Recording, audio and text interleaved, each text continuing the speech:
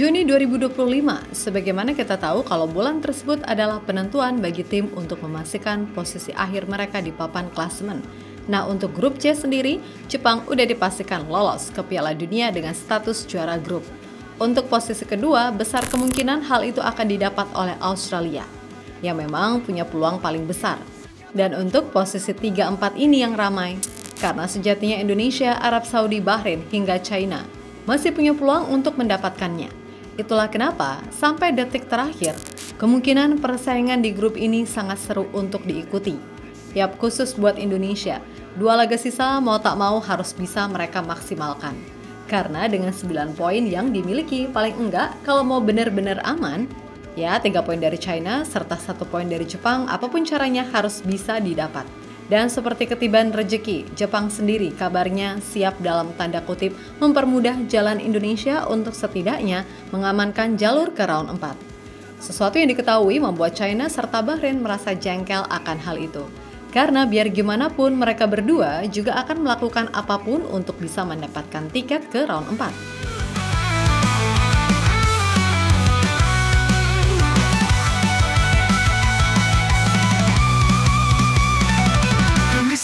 Ku jaga langit, tak goyah hujan badai melilit. Hatimu marah bagai bara api menyulut. Tiangku senjata perjuangan tak berhenti. Untuk saat ini timnas Indonesia masih ada di posisi 4 klasemen sementara grup C. 9 poin dari 8 pertandingan yang telah dijalani menjadikan Indonesia masih punya peluang untuk setidaknya mengunci posisi 4 besar. Memang untuk finish di posisi 2 sebenarnya juga masih ada peluang. Namun ya tadi, probabilitasnya cukup kecil walaupun secara poin Indonesia cuman tertinggal 4 angka dari Australia. Alhasil, realitasnya ya tadi, mengunci posisi 3 atau 4 untuk kemudian bertarung habis-habisan di round 4, kan gitu. Yap, 2 laga sisa melawan China serta Jepang bisa dibilang adalah laga yang juga nggak mudah. Karena pastinya ini akan menghadirkan tekanan tersendiri yang harus bisa diatasi oleh semua punggawa Garuda. Melawan China, kita emang main di kandang. Akan tetapi, itu juga bukan 100% jaminan kita akan dengan mudah bisa menang. Karena tim sejuta panda pun pastinya juga akan main habis-habisan buat menjaga peluang lolos. Dan setelah melawan China, Indonesia akan away ke Jepang. Yang mana kita semua tahu kalau tim Samurai Biru adalah tim terbaik di Asia saat ini. Bahkan di kualifikasi mereka sama sekali belum tersentuh kekalahan. Situasi yang seperti inilah yang cukup membuat fans Garuda deg-degan. Karena walaupun secara kualitas di atas kertas kita punya pemain-pemain yang oke, tapi sekali lagi pressure di level klub dan di level internasional itu beda.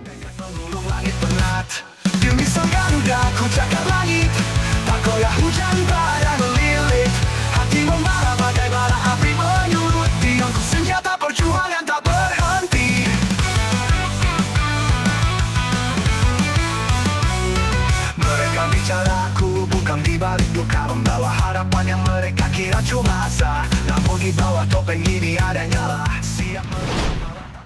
Sementara itu ada kabar menarik yang disampaikan Hajime Moriyasu selaku pelatih timnas Jepang, di mana ia mengatakan akan berencana memainkan para pemain muda untuk memberikan mereka jam terbang sekaligus jadi bagian dari regenerasi. Yang mana artinya besar kemungkinan timnas Jepang gak akan memainkan komposisi pemain terbaik yang selama ini mereka miliki, karena apapun hasilnya, mereka tetap akan lolos ke Piala Dunia 2026.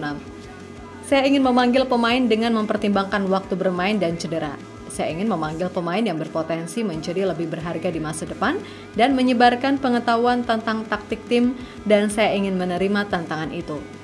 Saya pikir akan baik untuk memanggil pemain yang memiliki taktik yang sama dan memperluas cakupan mereka dan pada akhirnya menciptakan tim yang lebih kuat, kata Moriyasu pada Nikkan Sport. Ya, berkaca dari apa yang dikatakan Moriyasu, so pasti ini bisa jadi keuntungan bagi Garuda, karena paling enggak jika Jepang menurunkan pemain muda, peluang bagi Garuda untuk mencuri poin jadi lebih terbuka, walaupun kembali lagi Jepang tetaplah Jepang. Mau yang main tim A, tim B, atau tim C pun, mereka tetaplah tim yang kuat untuk dihadapi, kan gitu. Mereka bicaraku bukan di balik duka, membawa harapan yang mereka kira cuma asa. Namun di di bawah topeng ini ada nyala, siap menusuk malam tanpa menyerah. Tatapan tajam menantang dunia, deru nafas jadi irama parah. Di balik diam ada ribuan doa, berteriak untuk harapan. Di sisi lain, jika Jepang beneran menggunakan pemain muda, maka udah pasti salah satu tim yang diuntungkan adalah Indonesia. Dan itulah yang sekarang sedang diprotes keras oleh China, di mana mereka menganggap kalau Jepang seperti tidak menghargai sportivitas dengan tim-tim lain yang sampai saat ini terus berjuang demi mendapatkan tiket ke Piala Dunia.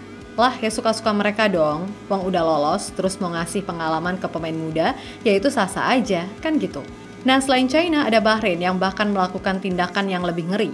Yap, sebagai bentuk protesnya, Bahrain bisa saja melaporkan Jepang ke AFC dengan tuduhan main mata sama Indonesia untuk mendapatkan keuntungan. Dan semua harus ingat, soal wadul-mewadul, Bahrain ini emang jagonya, karena sebelumnya mereka juga melaporkan Indonesia tentang ancaman yang diberikan fans kepada tim mereka. Yang mana untungnya laporan itu nggak dikabulkan sama AFC. Elah gitu amai sih, ya udah kalem aja. Main yang bener, masalah hasil itu kan takdir. Yang penting usaha dulu, nggak usah ributin tim lain, kan gitu. Toh kalau dasarnya jago, mau modelan gimana pun ya tetap menang kok, kan gitu. Harapan yang mereka kira cuma asa, namun di bawah topeng ini ada nyala, siap menusuk malam tanpa menyerah. Tatapan tajam menantang dunia, deru nafas jadi irama parah. Di balik diam ada ribuan doa, berteriak untuk harapan sang Garuda.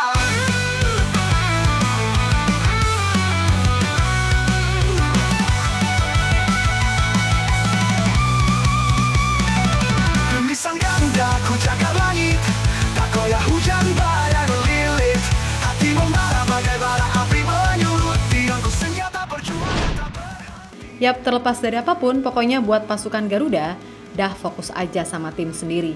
Dan pada 24 Mei nanti, semua pemain kecuali yang ada urgensi tertentu dijadwalkan udah harus kumpul di Bali untuk kemudian melakukan TC perdana 26 Mei. Harapannya, semua pemain bisa fit dan yang masih sakit atau cedera bisa segera lekas sembuh tepat waktu.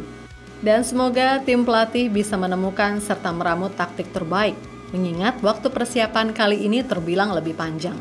Untuk itu, buat semua elemen timnas, tetap semangat dan sukses selalu. Oke, kita Garuda. Tiangku senjata perjuangan tak berhenti.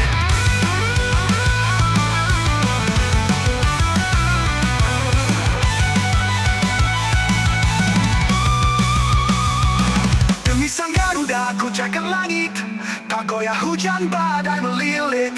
Hati membara bagai bara api menyulut, tiangku senjata perjuangan tak